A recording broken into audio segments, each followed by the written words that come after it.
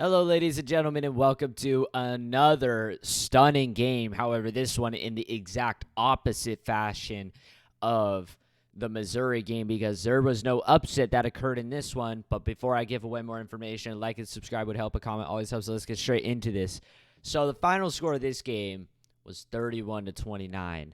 And this is just a terrible, embarrassing, and disappointing game for Florida State, in my personal opinion. I mean, Jordan Travis had a horrific game. He 15 for 24, 212 yards, and 2 touchdowns. I mean, it's not terrible, right? But in terms of being so high on the Heisman candidate list and the numbers you've been putting up, that was an awful performance.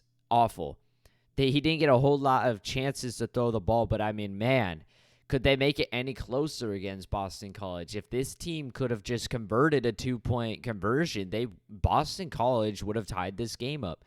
When they got a fumble return to make it 31-22, and then when they went for the 2-point conversion, it didn't go. And then they scored another touchdown. They would have tied that game up.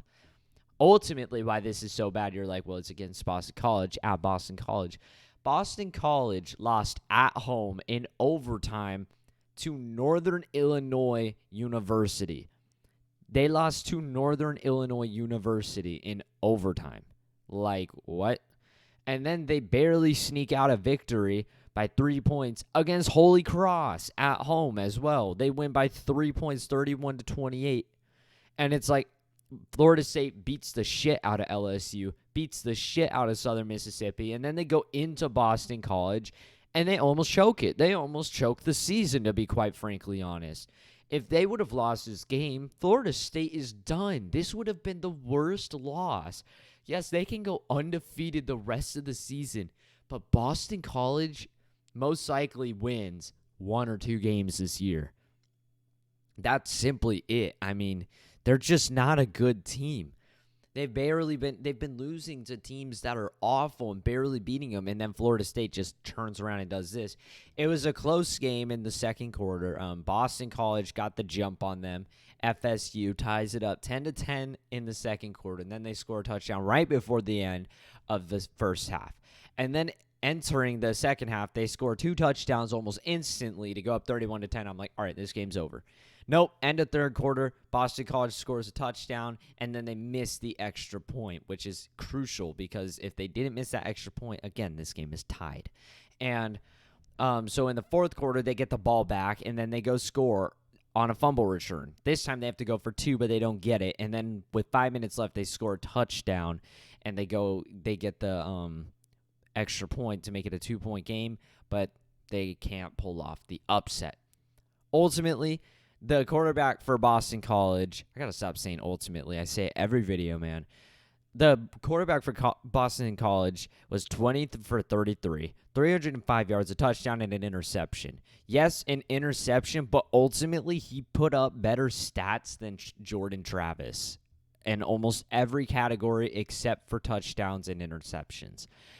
And the running game, he was also a fantastic carrier. He was 16 carries, 95 yards, and a touchdown. Florida State was just utterly absent this game. They were just gone.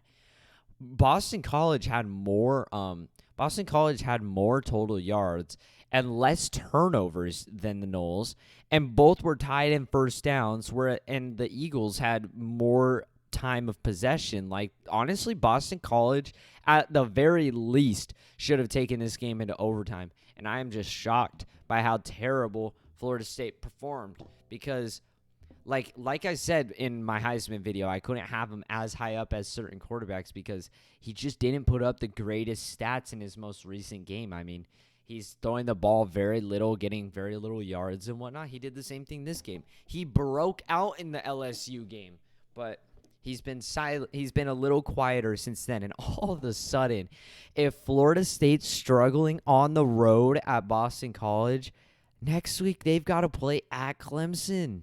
They've got to play at Clemson next week, man. I mean, if they can't shut out Boston College or at least kill them, they're not going to be able to beat Clemson. Are you kidding me? Now, I guarantee you Florida State will play a lot better in that game, but who's to say Clemson won't play their darndest as well after getting kicked out of the top 25 and a loss to Duke? I mean, all of a sudden, that game has jumped right back into the vision of me. I was like, all right, well, now it's looking to the future for Florida State. They just look better than every team in their conference. And all of a sudden, eyes are right back on week 4 for Florida State. That's all that really needs to be said about this game. To be honest, where Florida State should fall in the rankings, quite honestly, after such a pathetic and bad performance, I could almost say they fall to number 5, man. I mean, after all, they only beat the number 5 team in the country. So that would be a nice spot. Like, that's the only reason they're all the way up here. Texas played way better. Texas beat Alabama, who was number 3 on the road. FSU beat LSU, who's number 5 in a neutral site. So, I mean, to be honest, I say Texas goes above Florida State. And to be quite frankly honest, in my personal opinion, I put USC over them because USC just looked way better. They look way better than this Knowles team right now. I was super high on this team, and this performance today has completely flipped me on my head. Now, I know teams have their bad games and whatnot, but a bad game cannot occur against Boston College. They're just not able. Boston College is not a good enough team to be doing that to. But that's all that needs to be said about this game. Quick little recap of this one. I hope you guys enjoyed. A like and subscribe would help. A comment always helps, and that's all for me. Adios.